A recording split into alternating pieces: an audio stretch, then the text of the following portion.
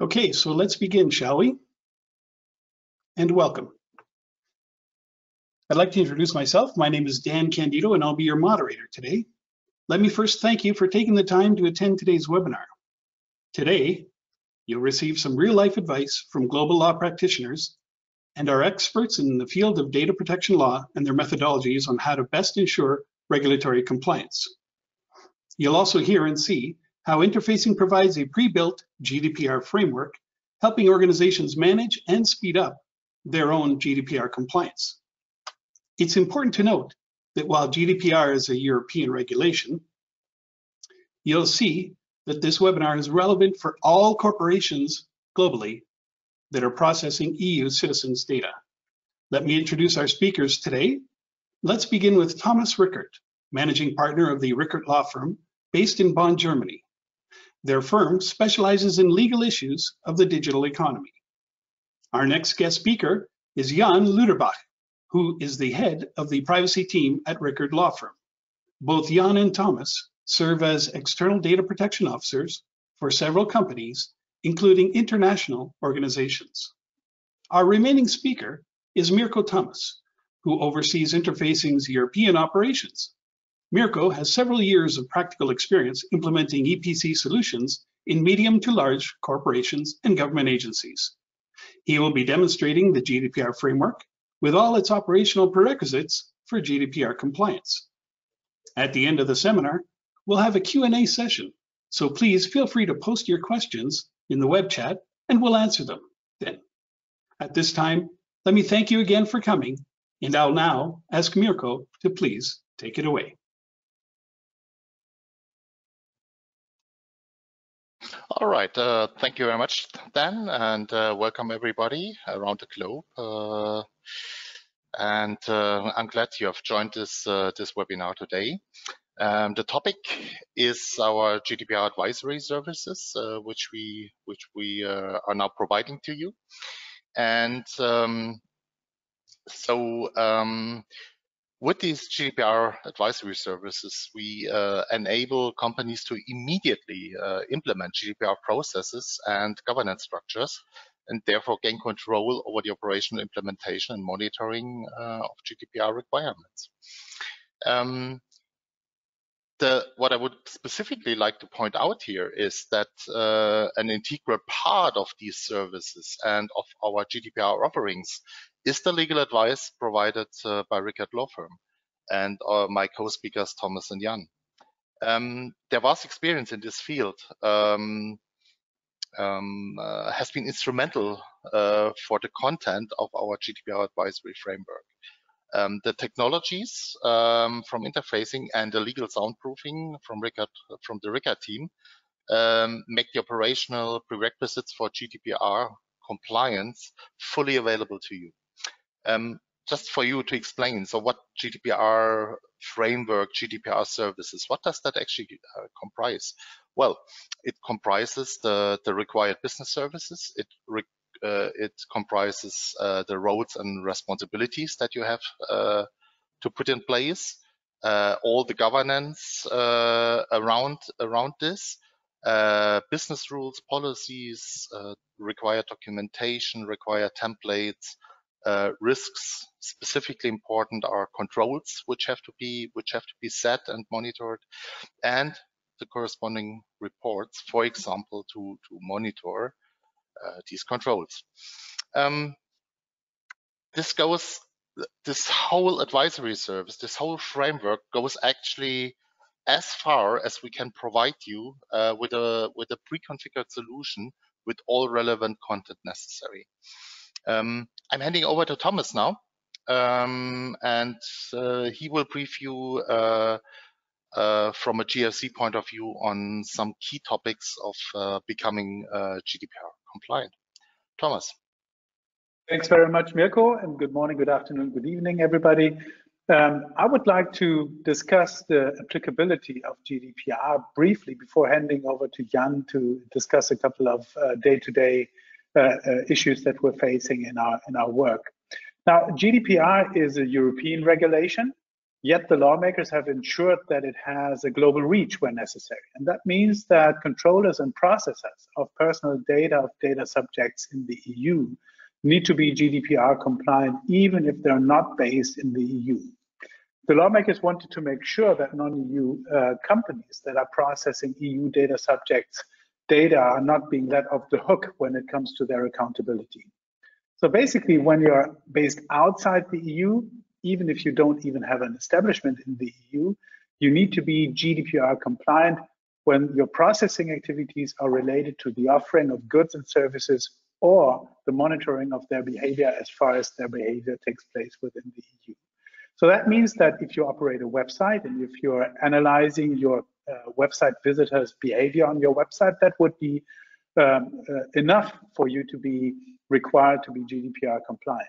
Also, when you're offering goods and services to your company, to your customers in the euro currency, for example, targeting at European customers, that will likely make you subject to the GDPR. You might still say that, why should I bother, or why should I care? Why should I be GDPR compliant? Because you need to take extra efforts to be GDPR compliant. You need to take certain precautions. You need to do a lot of documentation work. We're going to discuss that a little bit later today. But actually, GDPR has severe fines. So for major breaches of the GDPR, the sanctions might be as high as 20 million euros for 4% of the global annual turnover. And for minor breaches, it's up to 10 million euros or 2% of the global annual turnover. You might need to establish different buckets of customers. So for your European data subjects, you need to be GDPR compliant. And for other customers, you might need to be compliant with other applicable statutory requirements. In addition to that, GDPR might require you to appoint a data protection officer, and that is a function that you can outsource. And as you heard during Dan's introduction, we're performing that service as well. And you need an external or an internal data protection officer whenever the core activity of your business is to process personal data, and if you are monitoring the data of data subjects at a large scale. It's also required when you're dealing with special personal data, such as medical data, but you can reach out for advice on whether you actually need to appoint a DPO. Nonetheless, it's always good to have one person, at least in your organization, to be responsible for GDPR compliance. And that can also be a data protection coordinator, which is not an official appointment, but that coordinator can then take care of your GDPR duties and, where necessary, liaise with professional services or advisors, but just to make sure that you are dealing in a compliant fashion and that there's actually somebody responsible for your compliance efforts. In addition to that, if you are not established within the EU, or if not one of your group companies is based in the EU, you might need to appoint a representative, and you need to inform the data subjects whose data you're processing about the representative and its contact details. And that shall make it easier for authorities as well as data subjects to liaise with you without having to correspond with non-European entities, which might complicate things. So that's a function that we're, by the way, performing as well, but that also makes it easier for the authorities to get you and impose sanctions on you when necessary. So you should take this seriously. You should make sure that you're in good shape when it comes to GDPR. And actually, about a couple of practical issues, I'm now going to hand over to Jan, who will take the next speaking slot. Thanks very much, and over to you, Jan. Thank you, Thomas. As you know, GDPR offers many challenges to companies and has many requirements to take care of when processing personal data from Europe. And from our daily work, we try to identify the basic questions and the most important crossroads you could take when taking care of GDPR compliance, and I would like to present to you now some of those. So I think the first thing that you need to consider and that you need to define is, when you process personal data from Europe, what is your role in this process? And there are 2 to 3 different possibilities which your company can take in that. The main and the most important one would be the definition or the role of the controller for the processing of data, which is defined as the company that is determining the purposes and means of the processing of data, which can also be said as which company decides what data will be collected and obtained and what will be done with the data from the point of collection until the end of the life cycle of the data, meaning the deletion of the data. Whoever decides on the fate of the data is pretty much determined to be the controller of the data, which comes with many and most of the requirements that are in GDPR. And the controller is responsible for the whole process that is concerned with the data. You could also be acting as a processor for another controller, which is always the case when you only process the personal data based on the instructions of another party that is to be deemed a controller for the data. Meaning that whenever you obtain data from the controller or from any third party, even from the data subject himself, but you do not decide on what to do with the data, but you only act on contractual requirements or on the instructions by the controller, you will be the processor for the data, and you will have no own saying in regarding at least regarding the purposes of the process.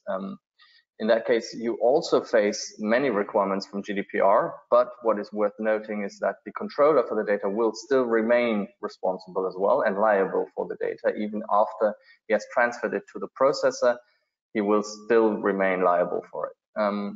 Another role that you can have is the one of the joint controller, where one or more companies together or jointly determine the role, the means and purposes of processing and act as controllers jointly together.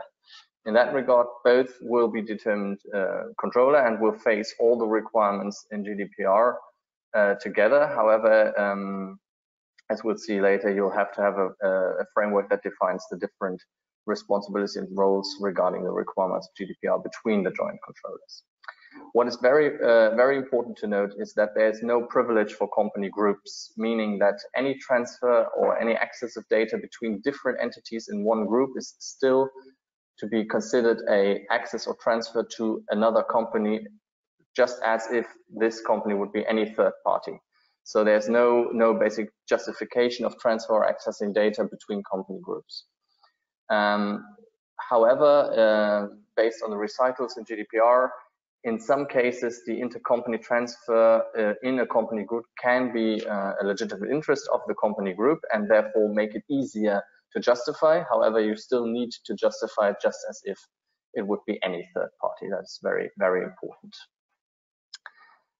So as I said earlier, the decision or the definition of your role also results in different legal setups and different legal frameworks that are required by GDPR. So in case you are a processor for the data, or you use processors for the data that you are controller for, you would need to have a data processing agreement in place between those companies, between you and the processor, or other ways around. This is always the case, as I said earlier, when you outsource any of your processings to other parties, or if you take the role of a processor for another party.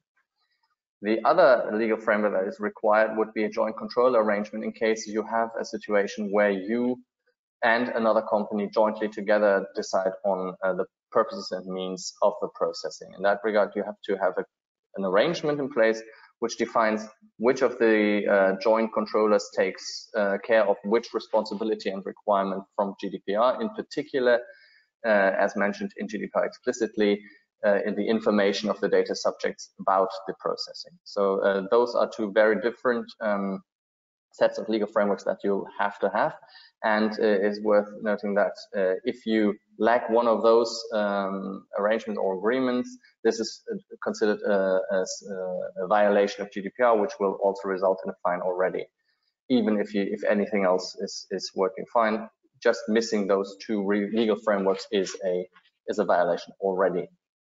What's also worth noting is that it's not up to the parties to write up whatever they want, but you have to have the correct arrangement or agreement in place based on the situation that you've defined before. So you cannot determine your role by writing up a document as you want, but you have to define the role before you write up the correct document.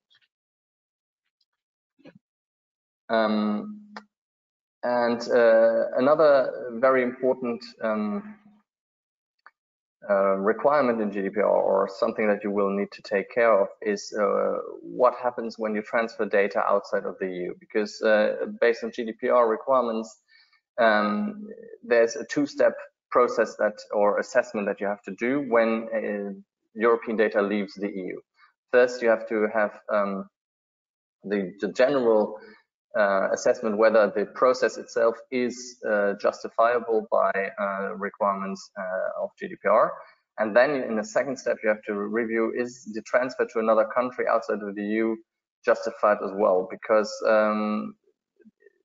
GDPR assumes that not all countries outside of the EU have an adequate level of data protection. And therefore, you need to ensure that when data leaves the EU, that you can guarantee and have enough safeguards in place that the data will still remain safe on a level that is adequate to what we have in Europe. And for the justification in the second step, we have different possibilities that are offered by GDPR, which would be the standard contractual clauses as have been issued by the European Commission, and binding corporate rules, which are a set of self-regulations for company groups. So you write up your code of conduct, if you want to, for the processing of data within the group, which can also justify transfers outside of the EU. However, these must be approved by the European Commission as well. You might have heard that there has been a European Court of Justice decision regarding the privacy shield that was in place for transfers outside of the EU to the US, and that the European Court of Justice has just ruled that these privacy shield rules are not adequate and are invalid. So those are no longer a valid option for the justification of transfers to the US. And what's worth noting in that regard is that the European Court of Justice also mentioned the standard contractual clauses in this decision, and stated that those remain valid. However, they also stated that those will not be able to justify transfers to the US because they have the same issues regarding access of law enforcement and other security agencies to the data, and therefore the standard contractual clauses will not work for the US. Which also means that for other countries, in case the same issues that the European Court of Justice had with the US apply to the other countries, the standard contractual clause might also not work. This has to be reviewed on a case-to-case basis, and we have to wait for further input from the European Commission regarding other countries that have not an adequate level of data protection in that regard. And last, one very important challenge that we face in our daily work for many companies is the topic of data retention and erasure of data, because as you all know, GDPR requires you to delete data that is no longer needed for the purpose that it has been obtained for, and in case there's no statutory retention obligation in place, you'll have to delete the data. And this is a very huge challenge, which requires companies to have a very good overview and good structure of their data sets that are retained, so that it's easier to identify the data that has to be deleted. in comparison to those that has to be retained. And I think Mirko can now show you how interfacing tools will help you structure the data in a way that data retention is easier for you. All right, thank you, Jan. So yeah, let's be honest. Erasing, for example, customer-related data is usually a nightmare. So why is that? It's because customer data is spread all over the place, over different systems and different entities, with different managed by different people, probably even by third-party providers, and with different deletion rights and so on. I think you get my point. And that's again, that's a real nightmare in many situations. I quickly just want to remind you that our Enterprise Process Center, EPC, provides you out of the box with all the capabilities that you can manage your master data, for example, by setting up a data catalog.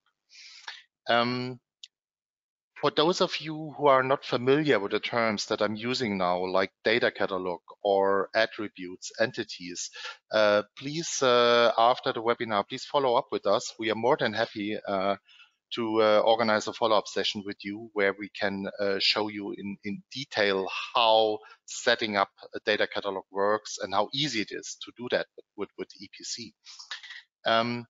Here I have an example from one of our customers, which is a utility company, an energy company, and they have a smart meter system in place. So it means that they are measuring the consumption of electricity in the households of their customers. And while doing so, they collect and process all kinds of data, such as billing data, customer data, data from the meter, the applicable rates, rate sets, the reading results, and so on. And also, again, I don't go into that much detail when we drill down on these entities. There are a lot of attributes defined here. So, for example, when we look at the billing again, so there's bill due date, bill ID, bill cycle end date, start date, and so on. I think you get my point. I'm now switching to our reporting engine, where you have these entities that I've just shown to you before, where you see them again. And I'm bringing this up again because I just would like to indicate how EPC can help you to understand where customer data is residing, where it's living inside your systems, and how this can facilitate a process, for example, which is data deletion. So I'm drilling down on the reading entity. So this report will be generated now live for you, based on the data that I've in EPC that I've just been showing you, these attributes and entities. And here, just giving you a quick overview of what is provided you here. So it is, for example, a RACI matrix related to the reading data, a RACI matrix which tells you who is responsible for what. So who has responsibility, who is accountable, who might support, who might have a support function. There's another matrix, the corrupt matrix, change, read, update, delete. So again, you get an instant information on who is for the reading data, who is responsible there, who can, for example, in this case, delete data.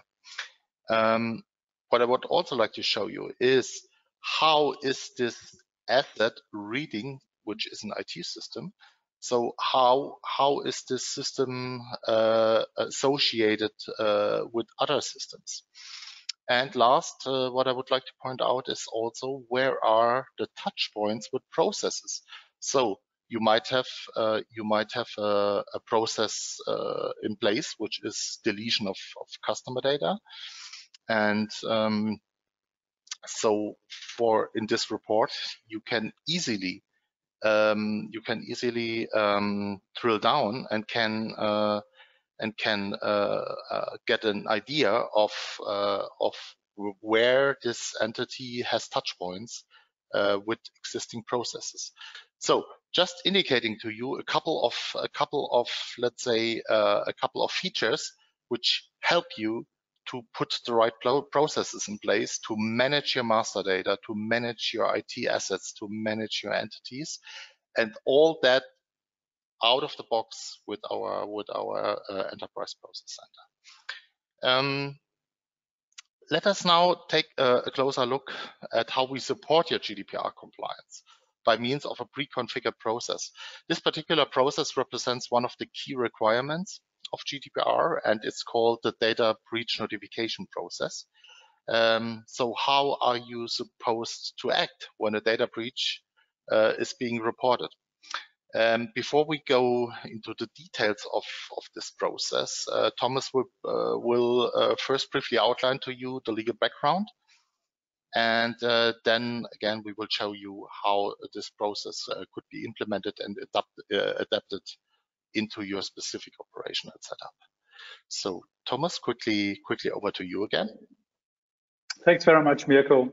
What you should see on the slide in front of you in a moment, or actually it's now there, is the language of the GDPR. And this is just to illustrate how vague and how general the language of the law is, and how difficult it might be for a non-lawyer to operationalize such language. So let's go through that very briefly, and then we will take a look at how you can operationalize these requirements for your organization. So Article 33, which is dealing with breach notification, says the following.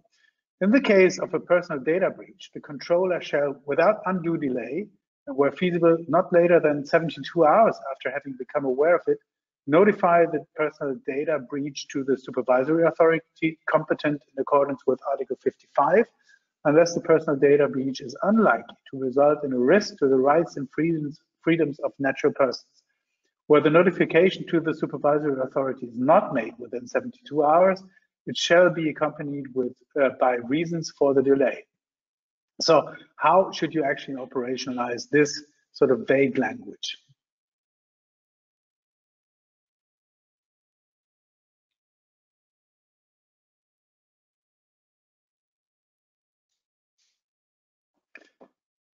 So what you see on this slide is actually a live demo of the interfacing system. And the entire process of dealing with the breach has been put in here. It would be quite overwhelming if we wanted to go through all the details of all this during this webinar. So we will just talk you through the process and dive into certain areas to show you how the system and the information contained in there will help you in complying with the breach notification requirement under GDPR. So the first thing is, how does your company actually become aware of breach? And there are several channels that might be deployed by reporters. So that's something that you find in the middle of the screen now. And what you should note is that you will have business processes for all these incoming channels. And what we've done is to make sure that this seamlessly interacts with the other processes that you already have in your system. So let's say there's somebody writing an email. You need to make sure that the staff that's taking a look at the inbox of your external emails does actually recognize when there's a breach notification and actually takes the appropriate action by reporting that to, let's say, the data protection coordinator or the data protection officer or whatever other person might be responsible for your GDPR compliance. There might be an incoming phone call There might be surface mail coming into your organization. You might find out through some other channel, through one of your staff or your support desk that is approached directly by the reporter. And as you can see here, we've detailed every incoming channel that we could think of. There might be others in your organization which we could easily add to this, but that's basically the place where this process interacts with other channels through which you receive communication from the outside world. And then we need to make sure that somebody starts the 72-hour clock that we've mentioned earlier when we discussed the language of the GDPR. And maybe, Mirko, we can zoom in on the clock and how it's being started. And there will be responsibilities attached to that, so that we have somebody specific in your organization who needs to make sure that the clock is started at the appropriate point in time. The suspicion of the report will then need to be reported to the data protection officer if you have one, or the other responsible person inside your organization. And we then need to make sure that we put a team together that analyzes the breach notification and determines whether there's smoke or whether there's actually fire. And as you can see, and I should mention this day and age, we're sitting in the same room, but we're complying with social distance recommendations. So you might hear a little bit of, or see a little bit of interaction between the three of us, but we're sitting distantly apart. So what you see here is that that we actually have the various roles that we find in practice that are responsible for taking care of breaches, and it is made sure that the head of IT, the CTO, or the CISO, the DPO, one of your legal team, the department manager, or other responsible person from the relevant department is being taken on board, and also your company's communications department, because if there is a major breach, you want to make sure that you're on top of the communications with the outside world, so that you can limit the risk of a reputational damage resulting from the breach. Then you need to make sure that you investigate the alleged incident, and that you make sure that the incident is stopped. So let's say if you have a vulnerability in your IT system, then you need to make sure that the machines that have the vulnerability are detached from the outside world, or that the ongoing abuse is actually stopped. It is important to determine whether there was just a glitch from one of your staff mishandling data, deleting data, altering data, or whether there is actually an infringement from the outside where somebody has infiltrated your network, let's say with malicious code. So we need to find out whether data has been exfiltrated, whether the data is already being offered on the gray market, on the dark web, the dark web or elsewhere. So you might need to take on additional expertise, IT forensics or the like, to make sure that you are in control of what happened with the data. So we need to determine the scale of the problem, the risks associated with that, and you need to take the advice from those who have analyzed the report, and then determine the next steps. So depending on the nature of the incident, you can leave that up for one more second, Mirko, if you will. So we've actually spelled out a couple of measures that might be taken. So you might use guidance from the risk analysis, and there is a risk matrix in the system already. So low risk, low probability, or high risk, high probability of actually harm being administered to the data subjects. You might need to involve legal counsel to determine whether, by the nature of the incident, it's something that needs to be reported. As I said, you might need to involve IT forensics. You might need to get your insurance company involved to have a say as well, so that you don't lose any coverage. And you might need to involve law enforcement authorities to assist you with the investigations. So once you've done all the analysis, once we know about the nature of the breach and the scope of the breach, once we've defined the remedial actions, which is also part of the reporting duties, then we're at an inflection point where we either need to inform the data subjects or the authorities or both. And let's just take the example of us having determined that you need to do such information. Then we've actually put the appropriate language into the system, and I'm sure that Mirko will bring that up for you in a second. So actually, we put the required templates with sample language that you can use to inform about breach into the system, so that you have it there handy. Also, once you've determined that there's a breach that needs to be notified to the authorities, you might ask, what authority? So we have a couple of member states in the EU, and in several member states there are various supervisory authorities. So we need to determine where are the data subjects based, and based on that we need to inform the appropriate authorities. So you will find a list of the contact details for these authorities in the system, so that you have an easier time finding the right authorities to correspond with. And then there will be a follow-up, once everything is done and dusted. If you can notify the authority in one go, then you do that. There are instances where you just do an initial notification, and then once you have fully investigated the case, you need to do a follow-up notification. So we've put all these steps into the system to make sure that you don't forget anything. We need to monitor the feedback, and then we can ultimately close the case, or we need to build up financial reserves to compensate for any damages that the data subjects might claim for, or sanctions that might be imposed by the authorities. And then at some point, the process will stop. And I will also stop talking here, but this is just to illustrate that these few words that the law contains actually has a word of itself behind it, and we're going to help you, if you permit us to do so, to operationalize the requirements of the GDPR and make sure that you can take the appropriate measures if and when needed. Hopefully that's never going to be the case, but that will help you preserve your company's integrity and reduce the risk of financial or reputational losses for your company. And with that, I'd like to hand back over to Mirko. Right.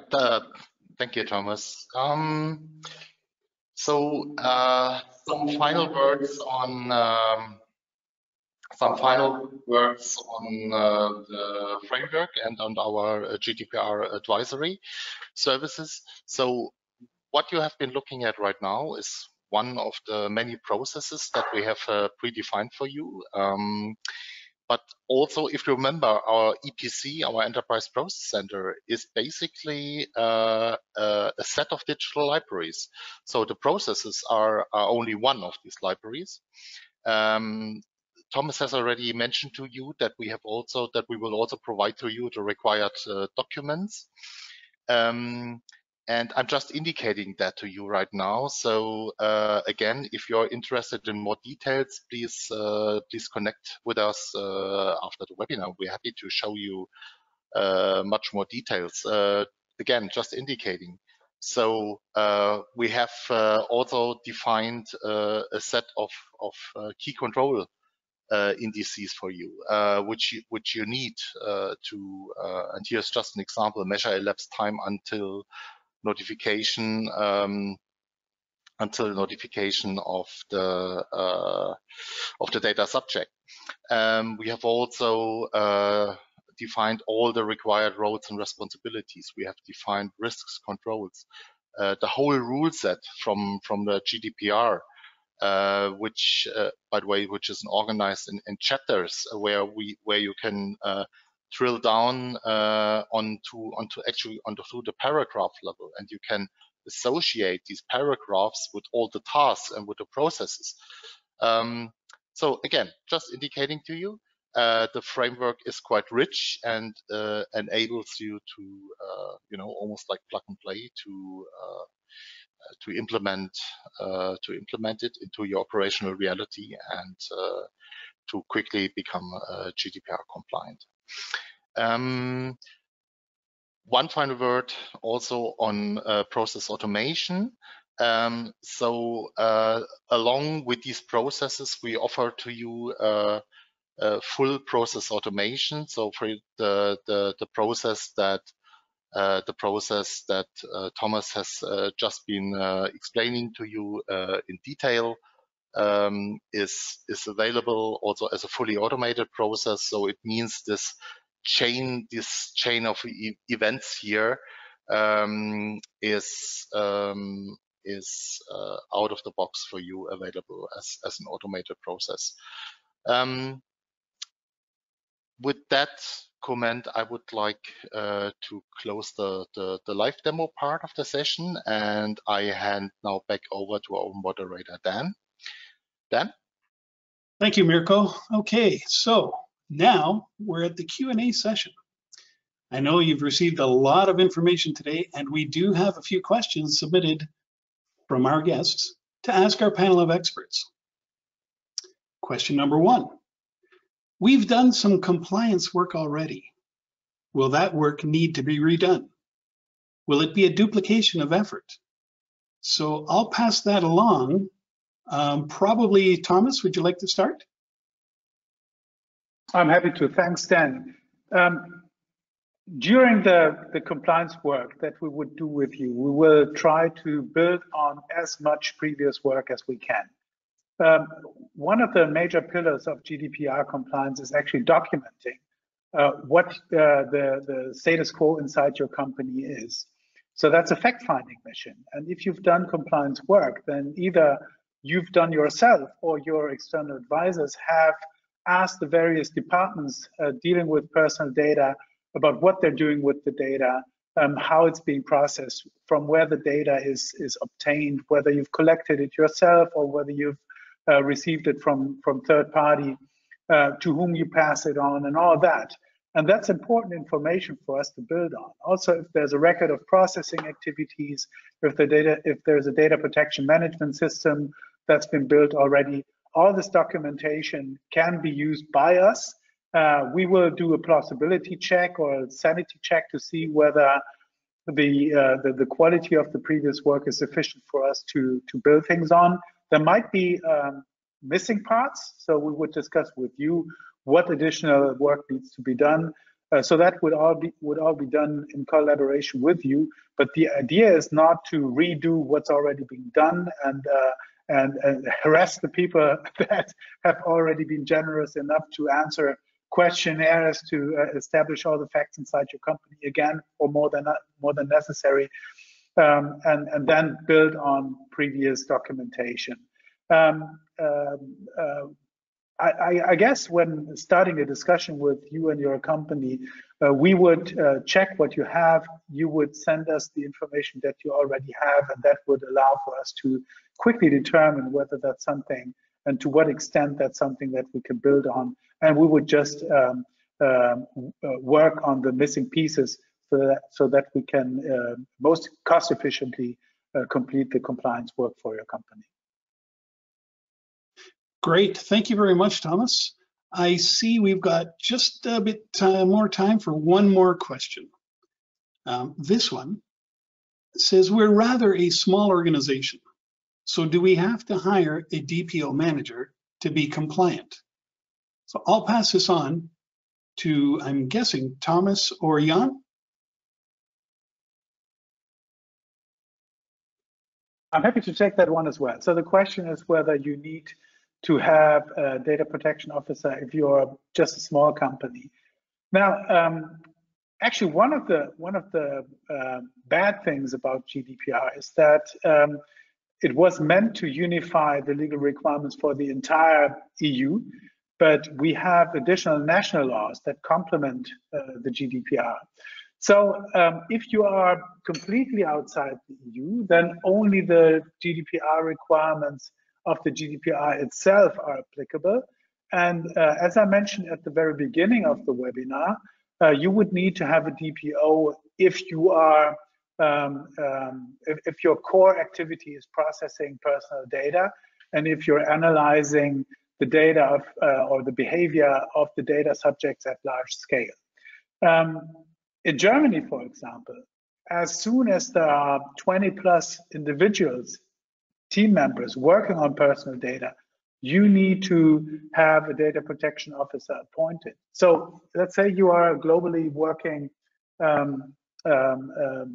company, a group company, and you also have one or multiple companies or subsidiaries in the EU, then we would also need to take a look at the national legal requirements to determine whether there's a requirement for you to appoint a DPO. So putting it in a nutshell, there are GDPR requirements, so we would need to check whether you actually have the requirement to appoint a DPO, but regardless, it would make an awful lot of sense for you to have a dedicated person to work on GDPR compliance, whether it's an internal person or an external person, just to make sure that you have accountability for GDPR compliance in your company. And just a final word on the DPO.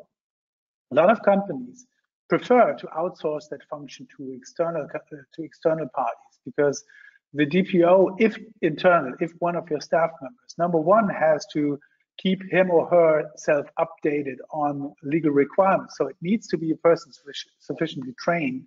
And that can be up to 50% of a full-time job. So the question is whether it makes sense for you to dedicate an individual to spend all that time just for your company only, or whether it's more cost efficient and resource efficient to outsource that function. Also, a data protection officer enjoys special protection against dismissal. That is to make sure that a DPO is not fired for just telling the truth to its management, right? So that person needs to be truly independent. But that's also a reason why companies sometimes prefer to outsource that function to an advisor, because then there's no risk of being forced to keep a person that you might not want to continue working with. So I hope that sufficiently answers the question. Back over to you, Dan. Thank you, Thomas. I see that we're running a bit out of time, so I think we will end here. Once again, I want to thank Thomas, Jan, and Mirko for your excellent presentations. It was very interesting, and I'd like to mention that while Interfacing offers a digital twin application that covers the full spectrum of process improvement and analysis, governance, and as you can see, automation capabilities. Specifically though, for this GDPR compliant solution, which you heard has its own set of like challenges and specific requirements. We've teamed up with Rickert Law Firm for this occasion, the leading expert in protection law, to provide the overall guidance on how to implement a GDPR framework. So this collaboration between both organizations will enable your organization to immediately implement GDPR process governance and structures, and therefore gain the control over the whole operational implementation, and most importantly, monitoring the GDPR requirements. So thank you all for attending, and very soon after this webinar, you'll receive information on our GDPR advisory services. You'll also have a chance to contact information for the company, so I urge you to reach out to us to begin a conversation on how we can help you fast track your GDPR compliance efforts. Thank you for attending the webinar. Have a good morning, a good day, or a good evening. Thank you, and bye-bye.